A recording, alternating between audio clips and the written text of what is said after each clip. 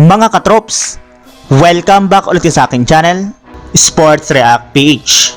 At ngayon nga ay pag-uusapan natin ang tunay na rason bakit sinuspindi ng Miami Heat si Jimmy Butler. Pag-uusapan na rin nga natin dito sa ating panibagong video, ang kalalabas pa lang na 4-team trade na magagawa ng Los Angeles Lakers.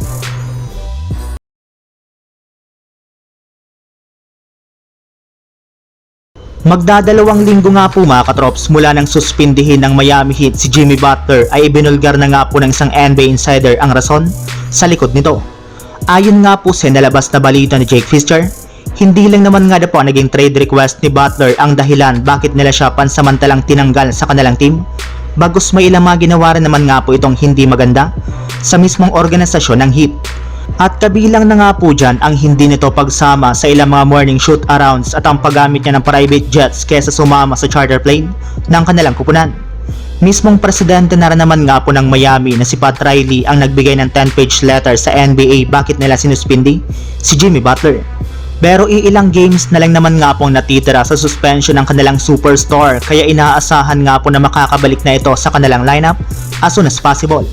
Subalit base nga po sa kinumpirma pa lang ng isang NBA insider ngayong araw, kahit man nga po magtapos na ang suspension ni Butler ay hindi na rin naman nga po ito babalik at mananatili pa sa Miami Heat, bagkus hihintay na lamang nga po nito na matuloy ang mga ginagawang trade negotiation sa kanya ng kanilang front office.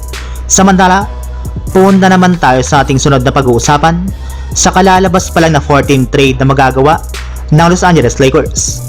Lahat na nga po mga katrops ng mga team sa lugar ng Texas kagaya ng Rockets, Dallas at Spurs ay tinalo ang Los Angeles Lakers sa nakalipas na araw na nangangahulugan na hindi na nga daw po talaga nagiging epektibo pa ang kasalukuyang game plan ngayon ng kanilang kupunan. Kaya mukhang kailangan na nga po nila na gumawa ulit ng adjustment kung gusto man nga po nila na makabalik sa winning column.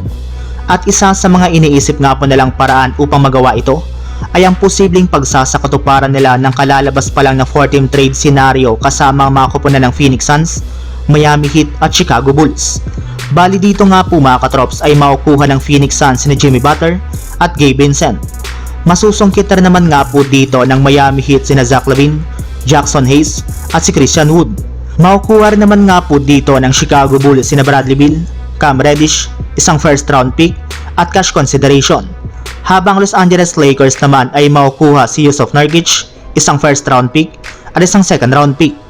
Pero kung kayo nga po mga katrops ang tatanungin, payag ba kayo sa ganitong klaseng trade? I-comment nyo lamang sa baba ang inyong opinion at babasahin natin yan isa-isa. So yun lang mga katrops, ang handog kong story ngayong araw. Sana nag-enjoy kayo, please like and subscribe my YouTube channel, Sports React PH para sa iba pang story at update patungkol sa NBA. Kita-kits muli sa ating susunod na video.